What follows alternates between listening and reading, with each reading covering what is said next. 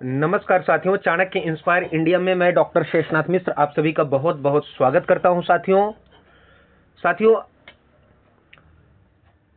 सभी को नमस्कार, राम राम, राधे राधे।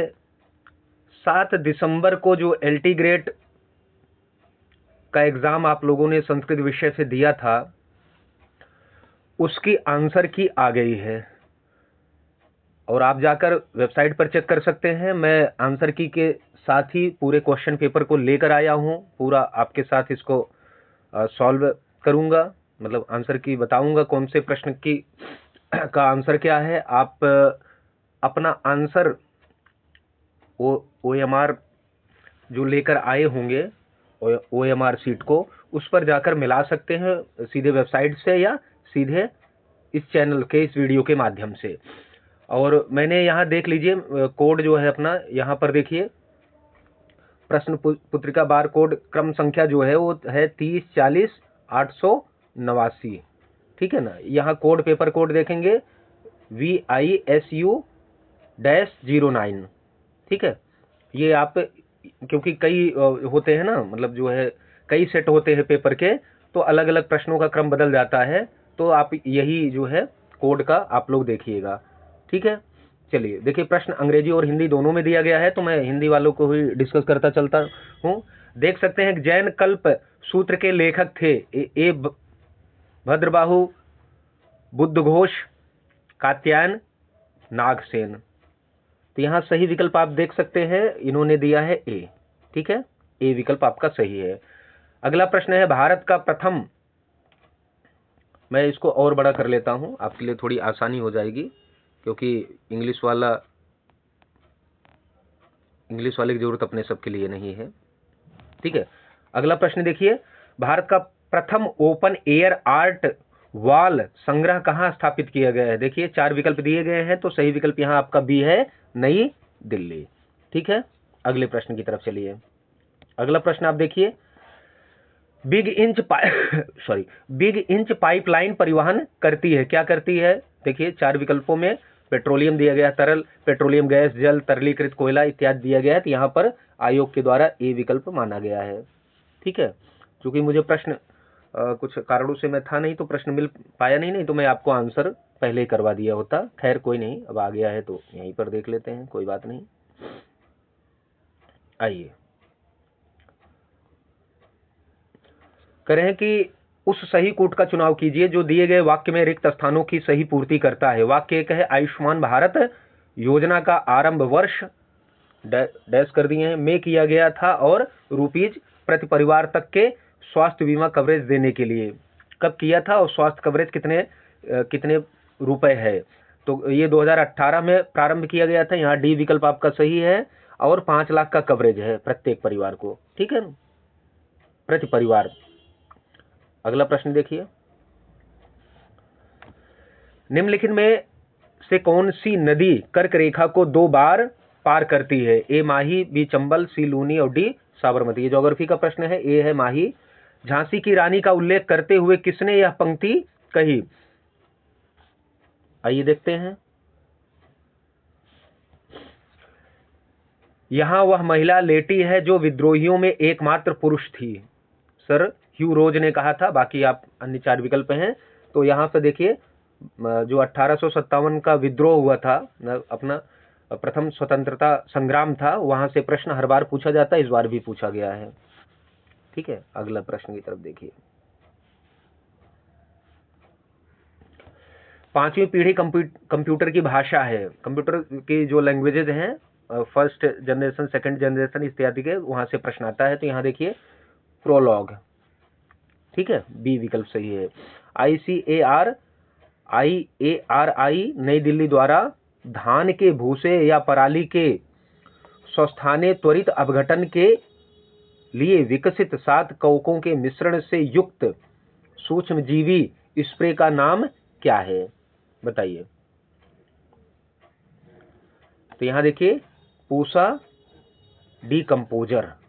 ठीक है, कई विकल्प दिए गए हैं, पूसा कंपोजर, पूसा डीकंपोजर इत्यादि दिए गए हैं। तो आप यहां पर इसको बी विकल्प अपना मिला लेना। बी विकल्प आपका सही है।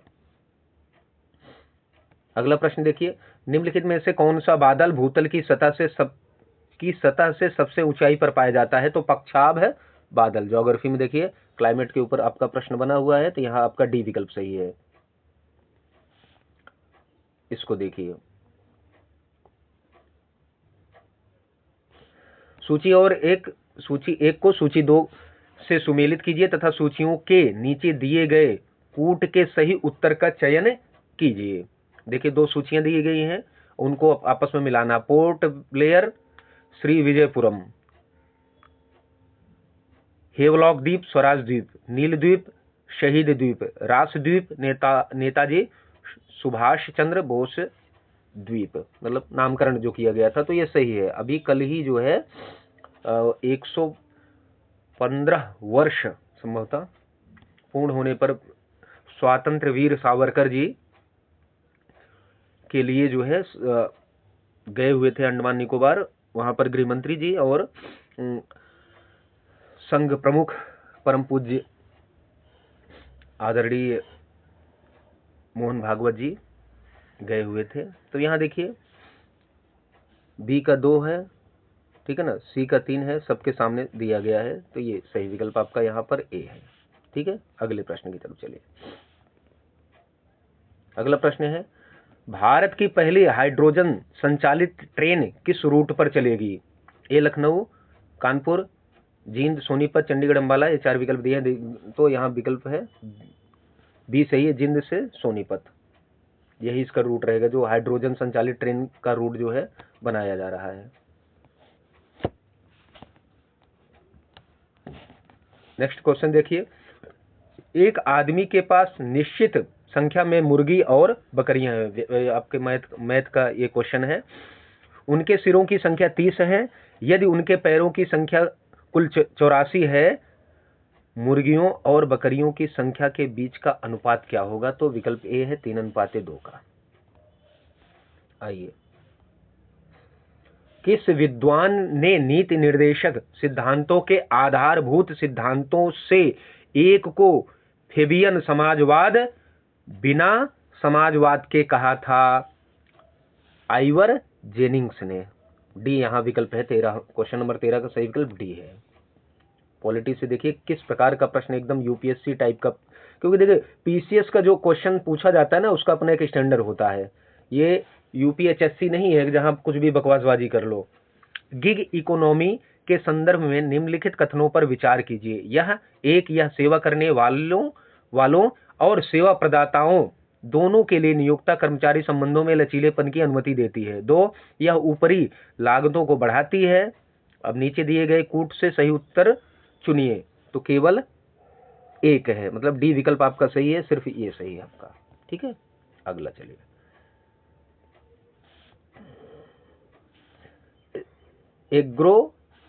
एग्रोएस्ट्रोलॉजी का संबंध किसके अध्ययन से है? घासों के है, ध्यान रखिएगा। ठीक है, कौन सा रसायन दार्शनिक के ऊन के नाम से जाना जाता है? Zinc oxide. अब देखिए जो उर्वरक हैं उनके बारे में, सब्जियां, ये सारी चीजें पूछी जाती हैं। सेरीकल्चर, हर्टिकल्चर इत्यादि सबके बारे में प्रश्न आता है, तो जिन्होंने इसको समझ के तैयारी की होगी उनके सही होंगे, परंतु यह प्रश्न आसान नहीं। ध्यान रखें, निम्नलिखित में से कौन सा देश भारत के साथ सर्वाधिक लंबी अंतर्राष्ट्रीय सीमा साझा? आजकल बांग्लादेश का वैसे ही विवाद इतना चल रहा है, तो आप बांग्लादेश ही है सबसे अधिक जो जिसके साथ हमारी सीमाएं लगती हैं। ये भी आपके ज्योग्राफी का ही प्रश्न है। नेक्स्ट क्वेश्चन देखिए, 4 अभाज्य संख्याएं आरोही क्रम में व्यवस्थित हैं। प्रथम 3 संख्याओं का गुणनफल 255 और अंतिम 3 संख्याओं का गुणनफल 1955 है। सबसे बड़ी अभाज्य संख्या है, तो ये है 23। जिसका विभाजन न किया जाए अभाज्य उसी को कहते हैं।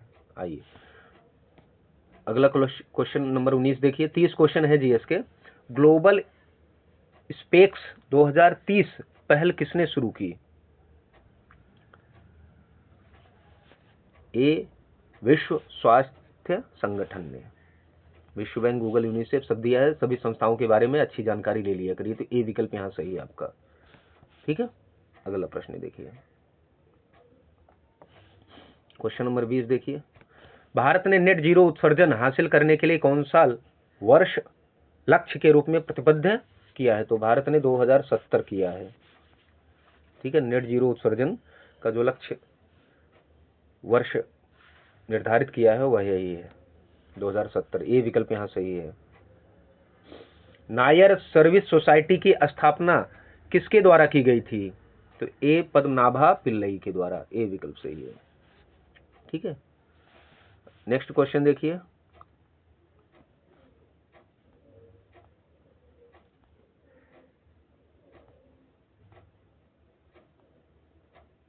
यहाँ देखिए, क्वेश्चन बहुत बड़ा है। देखिए मतलब कितने बड़े बड़े क्वेश्चन दे रहे हैं पीसीएस के।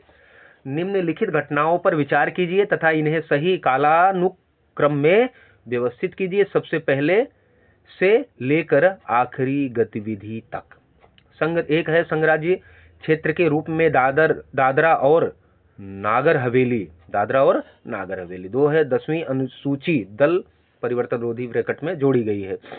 एक तीसरा है 8वीं अनुसूची में राजभाषा की सूची में सिंध भाषा को सम्मिलित किया गया है। चौथा, सिक्किम को पूर्ण राज्य बनाया गया। अब नीचे का कुट कौन सही है देखिए, तो क्रम क्या है? पहला 1, फिर 3, फिर 4 और फिर 2, 10वीं सबसे बाद में। तो यहाँ आपका डी विकल्प सही है। देखिए ये जितने भी इस तरीके के महत्वपूर्ण संशोधन या परिवर्तन होते हैं, इनसे संबंधित हर बार ही प्रश्न पूछे जाते हैं। ठीक है, लीजिए अगला प्रश्न देखिए। करेंगे निम्नलिखित युग्मों में से कौन सा युग्म ब्रैकेट में उपकरण उपयोग सही सुमेलित नहीं है? एनीमोमीटर हवा की गति मापता, बैरोमीटर वायुमंडलीय दाब, और सी हाइग्रोमीटर भूजल स्तर, डी प्लेनीमीटर क्षेत्रफल। तो सही विकल्प क्या है? सी है। यहाँ यह सुमेलित नहीं, बाकी सब सुमेलित हैं। क्वेश्चन नंबर 24 देखिए। एक छोटे अवतल दर्पण के फोकल लेंथ 2.5 सेंटीमीटर है। इस अवतल दर्पण को दंत चिकित्सक के दर्पण के रूप में उपयोग करने के लिए दर्पण से दांत की दूरी होनी चाहिए। देखिए उत्तल अवतल लेंस से संबंधित हर बार ही कहीं न कहीं प्रश्न पूछे जाते हैं। तो सही विकल्प है 1.5 सेंटीमीटर। अगला क्वेश्चन देखिए। अब ये तो वो है x/x - y plus y/x plus y, फिर प्लस 2xy/y² माइनस x² का मान होगा 1। डी, यहाँ बी विकल्प आपका सही है। क्वेश्चन नंबर 26 देखिए। किस संविधान संशोधन के द्वारा सामान एवं सेवा कर जीएसटी को लागू किया गया? बहुत इंपॉर्टेंट। देखिए संवैधानिक संशोधन समय समय पे किए गए हैं, उनमें भी सबसे ऐतिहासिक, सबसे महत्वपूर्ण, उनसे संबंधित प्रश्न पूछा ही जाता है हर बार। तो देखिए 101वां संशोधन है। इसी प्रकार ईडब्ल्यूएस का हो गया, या जितने भी हो गए सबको आप ध्यान रखिएगा।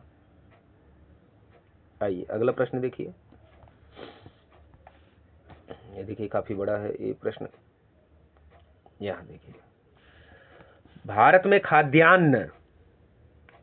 में खाद्यान्न मूल्य को स्थिर करने के लिए सरकार द्वारा उठाए गए कुछ कदम पर विचार कीजिए। ए बफर स्टॉक्स का रखरखाव, 2 फसल आने से पहले न्यूनतम समर्थन मूल्य की घोषणा, 3 सार्वजनिक वितरण प्रणाली, 4 है सहकारी खेती को प्रोत्साहन देना। नीचे दिए गए कूट से सही उत्तर चुनिए। 1, 2, 3 सही है, मतलब बी यहाँ पर आपका सी विकल्प सही है। ठीक है ना, सहकारी खेती उससे संबंधित नहीं है। अगले प्रश्न की तरफ चलिए। Question number 28।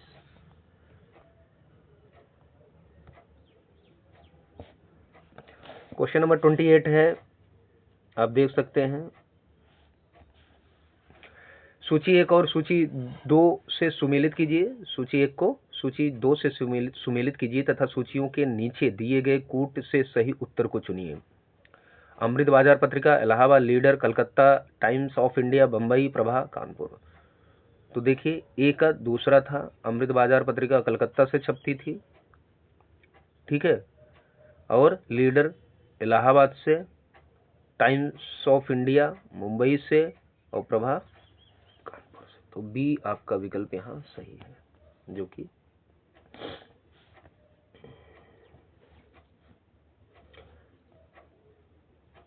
कौन सा अफ्रीकी देश भारत के एकीकृत भुगतान इंटरफेस मतलब यूपीआई को अपनाने वाला पहला देश बना? देखिए नामीबिया है। अभी इससे पहले देखिए दुनिया में सबसे नंबर 1 जो है पेमेंट का जो इंटरफेस रहा है प्लेटफॉर्म, वो यूपीआई ही रहा है, 2-3 दिन पहले का है। तो ये ऐसी चीजों पर भी आप नजर बनाए रखिए। अंतिम प्रश्न है, देखिए आज का अंतिम प्रश्न। देखिए कितने डायनेमिक क्वेश्चंस हैं सारे। नीचे दिए गए कथन हैं जिसमें से एक को अभिकथन कथन कारण आया है ए व दूसरे को कारण आर कहा गया है। अभिकथन यह है संपत्ति के अधिकार को मूल अधिकार के तौर पर 44वें संशोधन द्वारा हटा दिया गया था। आर कह रहा है, कारण आर कह रहा है कि इसे एक कानूनी अधिकार के तौर पर अनुच्छेद 300A द्वारा शामिल कर लिया गया था। ठीक है, नीचे दिए गए कूट का उपयोग करके सही उत्तर का चयन करिए। तो सही विकल्प है डी, ए और आर दोनों सत्य है किंतु आर और ए की सही व्याख्या नहीं है। ठीक है, तो ये आपके जीएस के प्रश्न सारे रहे। ठीक है, आप लोग अपने अपने उत्तर मिला लीजिए और फिर उसके बाद आप सब बताइए कमेंट बॉक्स में कि क्या स्कोर आप सबका रहा है। संस्कृत विषय की भी आंसर की मैं जल्दी ही आप सबके साथ साझा करूंगा। और तब तक के लिए आप सबका बहुत बहुत धन्यवाद। मिलते हैं नए विषय के साथ। बस चैनल को लाइक शेयर सब्सक्राइब करके अपना ढेर सारा प्यार बनाए रखिए। धन्यवाद।